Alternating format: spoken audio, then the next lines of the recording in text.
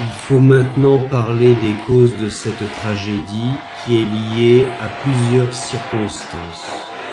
Le président russe Vladimir Poutine s'est publiquement excusé pour la première fois auprès du président de l'Azerbaïdjan Ilham Aliyev pour l'avion de passagers d'Azal abattu par les Russes. Poutine a en fait reconnu que l'avion avait été abattu par des missiles de la défense aérienne russe, mais il a ensuite commencé à accuser l'Ukraine pour l'incident. La rencontre entre Aliyev et Poutine a été marquée par un son très mauvais, ce qui est assez révélateur. Et là, des questions se sont posées. Est-ce que vraiment aucun des propagandistes russes n'avait un micro correct pour que l'on puisse entendre clairement le président de la Russie? Mais je pense que la raison est ailleurs. Poutine a été forcé de s'excuser auprès d'Aliyev, mais le Kremlin a décidé de le faire de manière à ce qu'on entende mal, pour que, vous savez, on n'entende pas trop clairement ce que Poutine disait. Il marmonne, hésite, bouge nerveusement les jambes et doit s'excuser devant le président de l'Azerbaïdjan. Et faites attention à la confiance qu'affiche Aliyev à ce moment-là. Mais si Poutine agit ainsi, ce n'est pas sans raison. Au Kremlin, ils comprennent parfaitement qu'ils ne peuvent plus se permettre de fanfaronner. Il y a quelques mois, ils menaçaient l'Azerbaïdjan d'une seconde opération militaire, mais la Russie s'effondre déjà à cause d'une seule guerre et se dispute avec l'Azerbaïdjan, soutenu par la Turquie. Oh, comme cela coûte cher au régime de Poutine. Aujourd'hui, The Atlantic écrit « La Russie croyait que le temps l'avantageait, mais la stratégie ukrainienne donne des résultats inattendus. » Comment l'Ukraine a-t-elle renversé la situation? En termes simples, un certain nombre d'analystes sont convaincus que la Russie commence justement à perdre la guerre d'usure sur laquelle elle avait misé. C'est pourquoi Poutine est obligé de s'excuser et de traîner des pieds devant Aliyev. Je m'appelle Alexei Petchi. Aujourd'hui, nous sommes le 9 octobre. Discutons ensemble de ce sujet. Il y a vraiment de quoi en parler, et sous différents angles.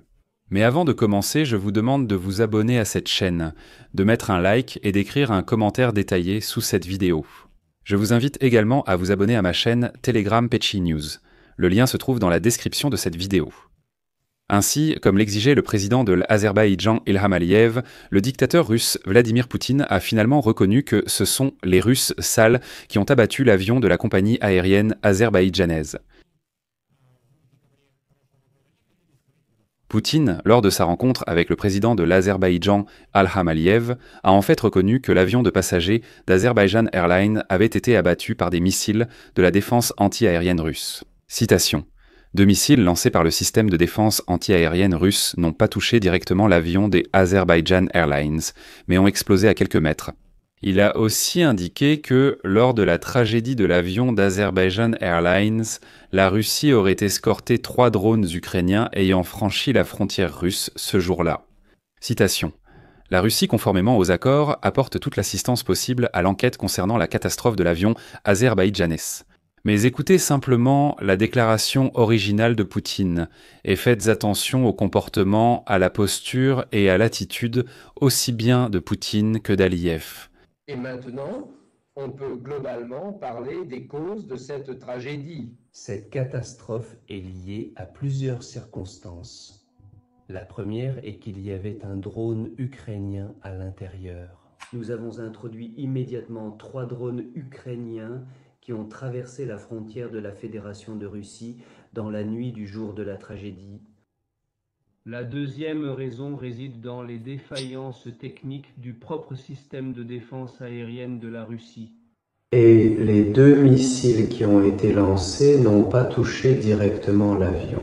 Si cela s'était produit au-dessus de la Malaisie et qu'ils avaient explosé, car c'était la plus grande tragédie, à quelques mètres, environ à 10 mètres. Après la vidéo, je me suis immédiatement demandé pourquoi le son était si mauvais, aussi horrible.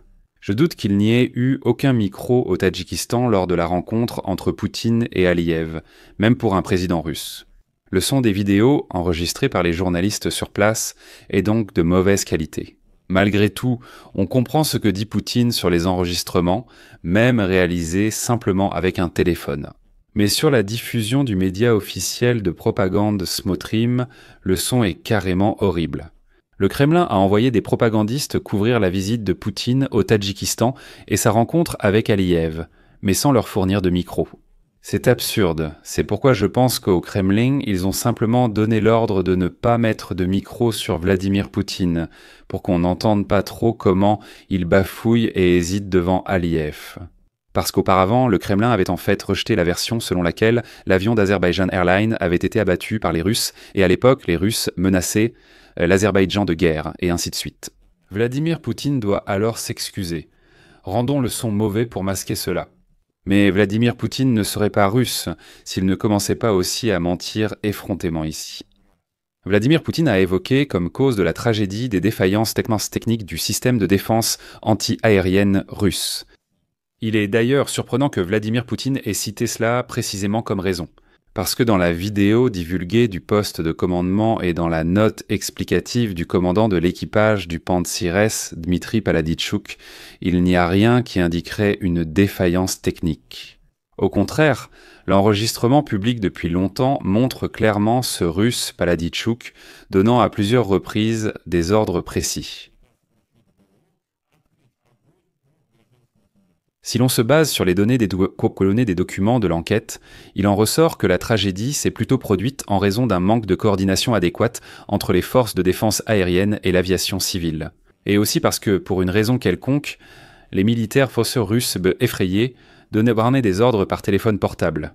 Mais Poutine a, pour une raison inconnue, décidé de discréditer la défense anti-aérienne russe en déclarant qu'il ne s'agissait pas simplement d'une erreur mais d'une défaillance. Et c'était un moment remarquable. Regardons-le encore une fois. Regardez. La deuxième raison réside dans les combats techniques avec elle-même. Et le système de défense aérienne de la Russie. Pourquoi ce moment est-il magnifique ? Parce que l'acheteur potentiel du système de défense aérienne russe entend du président de la Russie que les systèmes de défense aérienne russes sont de la camelote, qui peut tomber en panne comme ça. Tomber en panne au point d'attaquer un avion civil. Eh bien, qui en voudrait après ça ? Ensuite, Poutine a essayé de rejeter la faute sur l'Ukraine. Poutine a aussi évoqué la présence d'un drone ukrainien comme raison. Et comme il l'a déclaré, nous avons immédiatement introduit 3 drones ukrainiens. Il y a 2 points ici. Premièrement, alors, où était votre super plan de couverture efficace ? Pourquoi le plan de couverture n'a-t-il été mis en place qu'après que l'avion ait été touché ? Deuxième point, si la Russie n'avait pas déclenché la guerre contre l'Ukraine, quelle chance les Russes auraient-ils eu d'affronter 3 drones ukrainiens simultanément ? Je vais répondre 0. Ensuite, Vladimir Poutine affirme que l'avion azerbaïdjanais a été atteint non par des missiles, mais par leurs débris. En outre, le moment où l'ordre d'abattre l'avion a été filmé. Ce n'est donc pas des éclats, mais un tir ciblé sur un avion civil. Réécoutez l'ordre. Azimut 338 distance 7000 altitude, 490 vitesse, 118 suites. Sous-titres A. Semkin et Gourova. La distance est déjà de 7000. Feu. Feu, je te dis.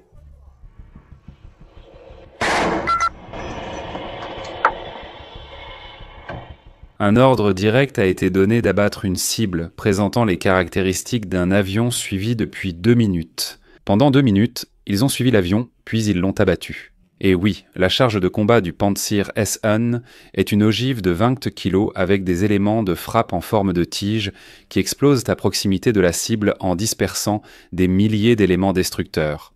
Autrement dit, le missile du Pantsir n'a pas besoin de toucher directement la cible, et l'avion azerbaïdjanais a été abattu précisément par les éléments de frappe. Techniquement, l'avion a été abattu par des éclats. Mais qu'est-ce que cela change ? Et bien sûr, le sale type chauve.